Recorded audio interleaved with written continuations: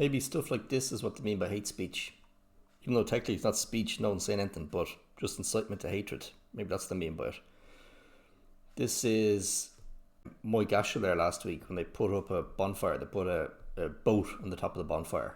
Usually they put Guy Fawkes up or something like that. It's always July the 12th thing. But this year there's a lot of furore because they put up on the top of the pyre, they put the boat with the people with dark skin, as the Guardian, whatever calls it. They keep going on, dark skinned people. So obviously like asylum seekers, refugees. So a lot of the newspapers and the media in general kicked up a fit about it. And there was one thing I saw, the double standards that they have. Your one Katie Hopkins, she was in Big Brother. I think she's like some right wing fanatic, whatever. But she said that like, oh yeah, look at me, this is a picture of me years ago. So the Guardian were lauding the fact that she was on top of the pyre, but now they're having a hissy fit. Further down that article, it says they did your man. What was the guy? The guy who won the Tour de France. Oh jeez, can't believe I don't know his name now.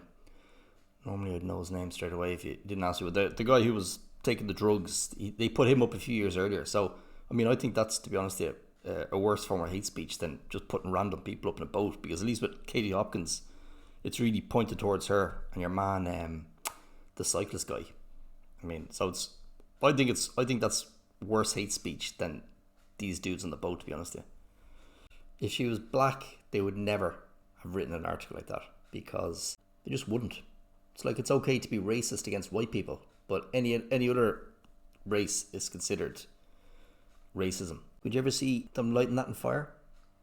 The thing like that, those boats on top of the pyre aren't hate speech because there was another politician or person who was reading an article from who was saying it's art.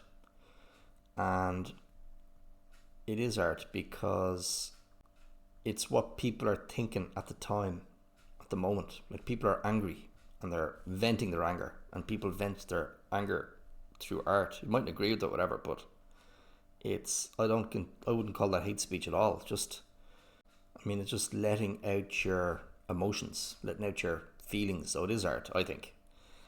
And there's going to be a lot of anger there because they've tried so many things beforehand. They tried the whole peaceful protests and then more peaceful protests, and then stuff like this starts happening. I'll put whatever happened up later. I mean, it's doubly infuriating because they're peacefully protesting, then that kind of stuff happens, something they can do, and then they resort to this kind of art, like putting a boat full of refugees on top of a pyre, and then they just get called racist for it. I mean, what can they do? They can't do anything. They do protests and nothing happens, and then they resort to art and they get called racist for it.